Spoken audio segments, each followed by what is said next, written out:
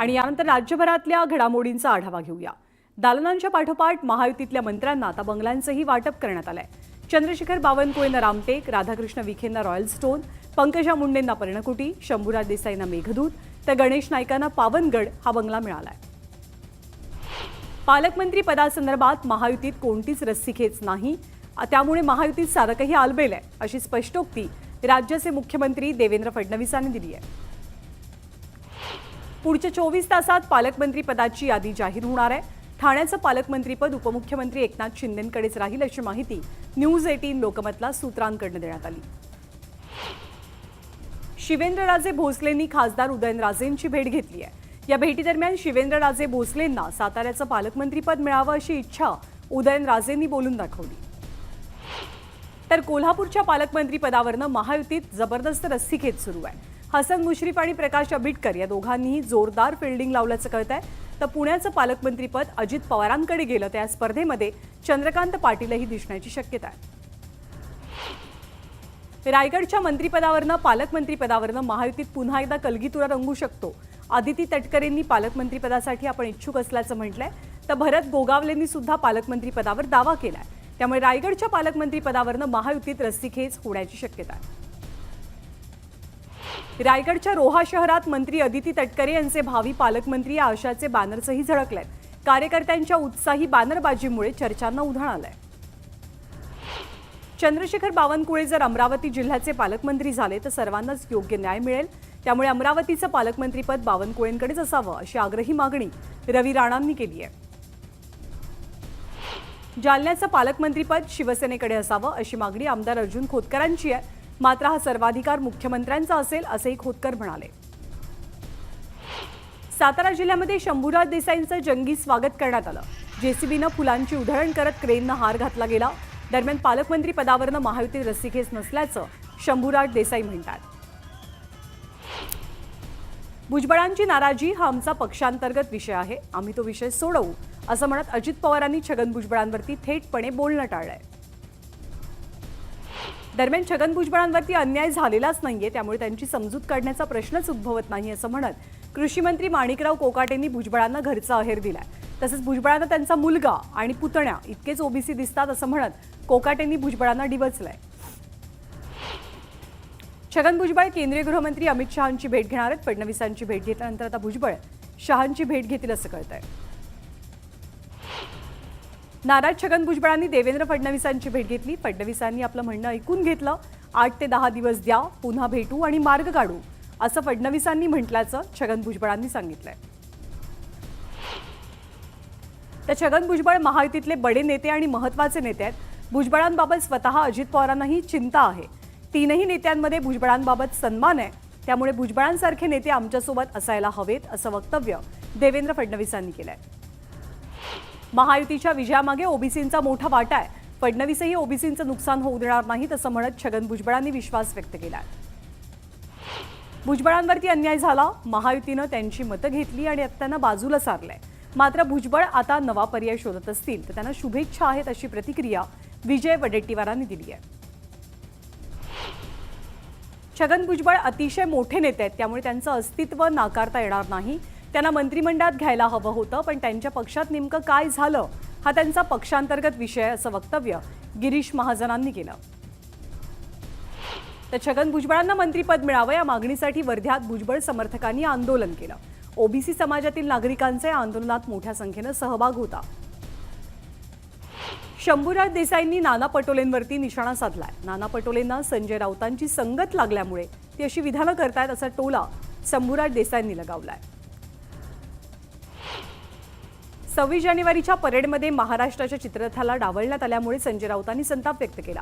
महाराष्ट्रावरतीच अन्याय का हे एकनाथ शिंदेंनी फडणवीसांना विचारावं, अशी मागणीही संजय राऊतांनी केली आहे।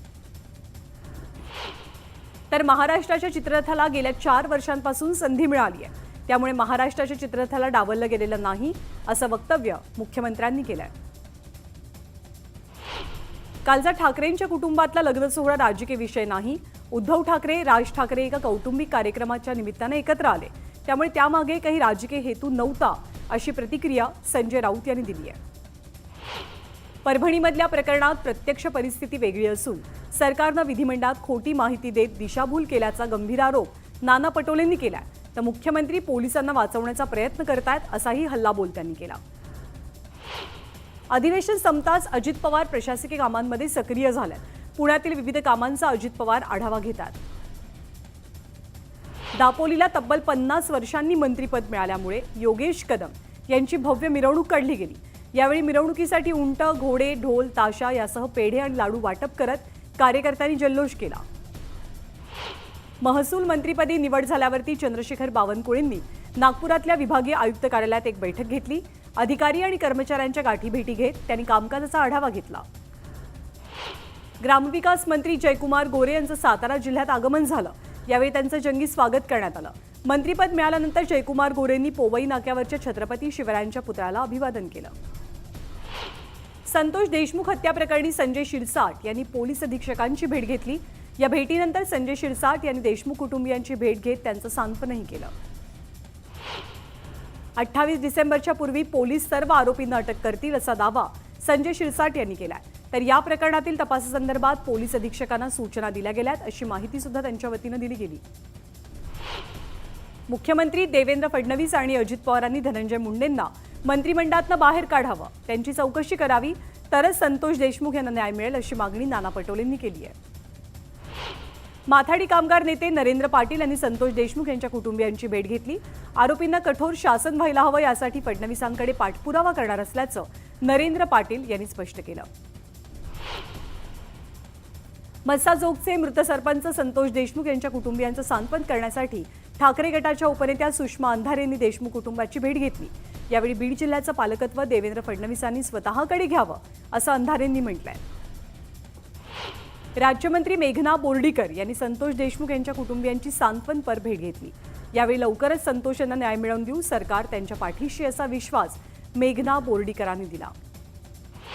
बीडमधील माजी सरपंच संतोष देशमुख यांच्या हत्येच्या निषेधार्थ 9 जानेवारीला महाराष्ट्रातील सर्व ग्रामपंचायती 1 दिवसासाठी बंद ठेवल्या जातील।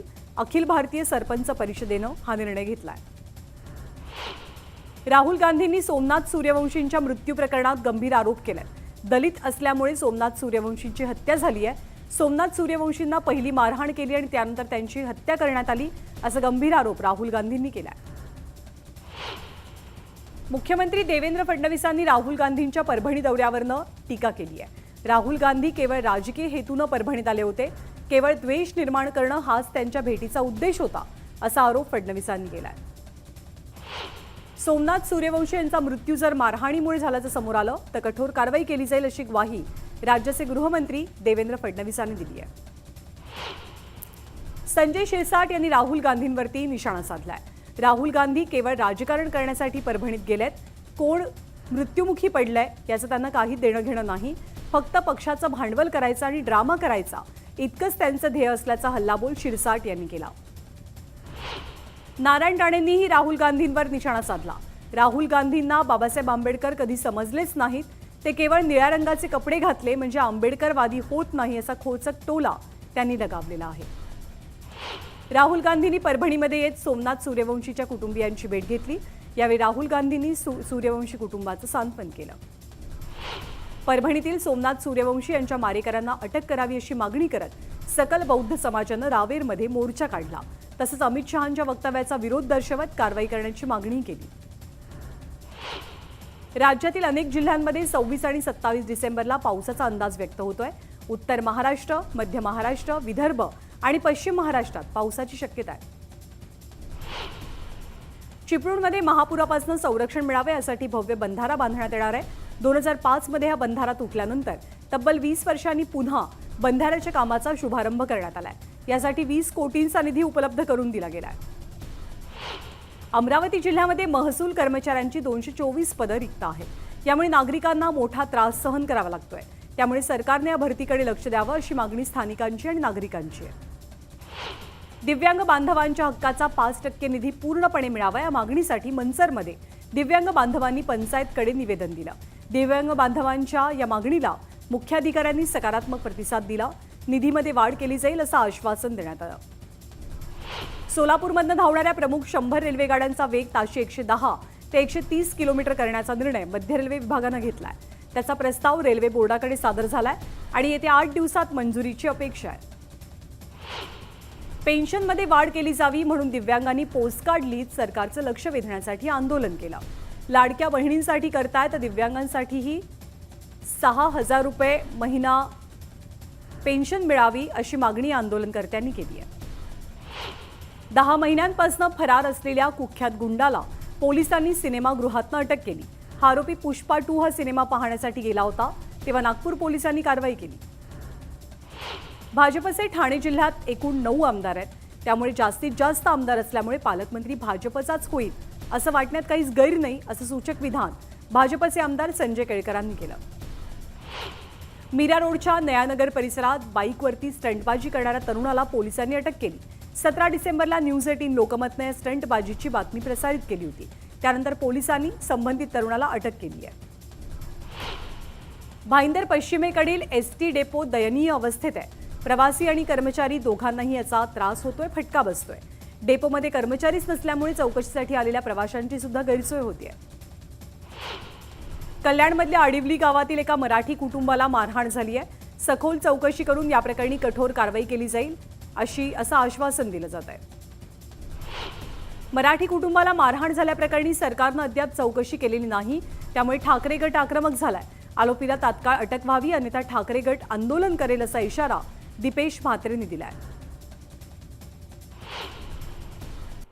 आणि यानंतर एक मोठी बातमी, भाजपचे आमदार योगेश टिळेकरांचे मामा सतीश वाघ यांची काही दिवसांपूर्वी हत्या झाली होती। या प्रकरणी फरार असलेल्या मुख्य आरोपीला बेड्या ठोकण्यात पोलिसांना यश मिळालंय। धाराशिवच्या कळंबमधील इंद्रानगर भागातनं या आरोपीला अटक करण्यात आली आहे। हडपसर पोलीस आणि कळंब पोलिसांनी संयुक्तरित्या ही कारवाई केली। दरम्यान हडपसर पोलीस या आरोपीला तात्काळ पुण्याकडे घेऊन रवाना झालेत।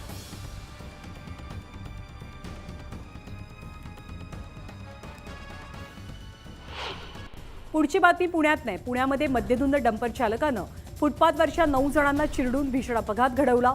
या अपघातात 3घांचा जागीच मृत्यू झालाय तर 6 जणांची प्रकृती गंभीर आहे। पुण्याच्या वाघोलीमधल्या अपघातात ज्यांचा मृत्यू झाला त्यांचे नातेवाईक आक्रमक झाले। वाघोलीच्या मुख्य चौकात त्यांनी वाहतूक अडवली। आम्हालाही मारून टाका असा आक्रोश या कुटुंबियांनी केला। पुण्यामध्ये पीएमपीएमएलच्या चालकाचा प्रताप समोर आलेला आहे। भरधाव वेगाने येणाऱ्या बसचा विचित्र अपघाताचा व्हिडिओ पुढे येतोय। या अपघातात चालकानं अचानक ब्रेक दाबल्यानं हा अपघात झालेला असून बसची समोरची काचही फुटली। बुलढाण्यामधल्या लोणार ग्रामीण रुग्णालयाला मोठी आग लागली होती। या आगीमध्ये एका रुग्णाचा होरपळून मृत्यू झाला। आगीचं कारण अस्पष्ट आहे। हिंगोलीच्या वसमत शहरात भरधाव वेगाने एक कार दुकानात शिरली। या दुर्घटनेत 2 जण जखमी झाले। अपघाताचा हा सगळा थरार सीसीटीव्हीत कैद झालाय। मावळमधल्या प्रतिशिर्डी इथे भरधाव ट्रकवरचा ताबा सुटल्यामुळे अपघात घडला। ट्रक उलटून कार आणि दुचाकीचं नुकसान झालंय। या अपघातात सुदैवानं जीवितहानी झालेली नाही। तुळजापुरात भंगाराच्या दुकानाला मोठी आग लागली। या आगीमध्ये लाखो रुपयांचं भंगाराचं साहित्य जळून खाक झालं। आगीचं कारण मात्र अस्पष्ट आहे। यवतमाळच्या सारस्वत चौकातील मुकुंद कळसपूरकर यांच्या वाड्यातल्या घराला अचानक आग लागली। त्यामुळे घरातील सागवानी लाकूड आणि इतर साहित्य पूर्णतः जळून खाक झालंय।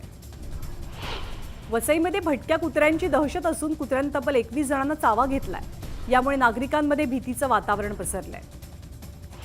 वाशिमच्या नागपूर संभाजीनगर महामार्गावरील चांडस येथील वळणावरनं जात असताना ट्रकवरचं नियंत्रण सुटून ट्रक थेट वेल्डिंग वर्कशॉपच्या दुकानात शिरला।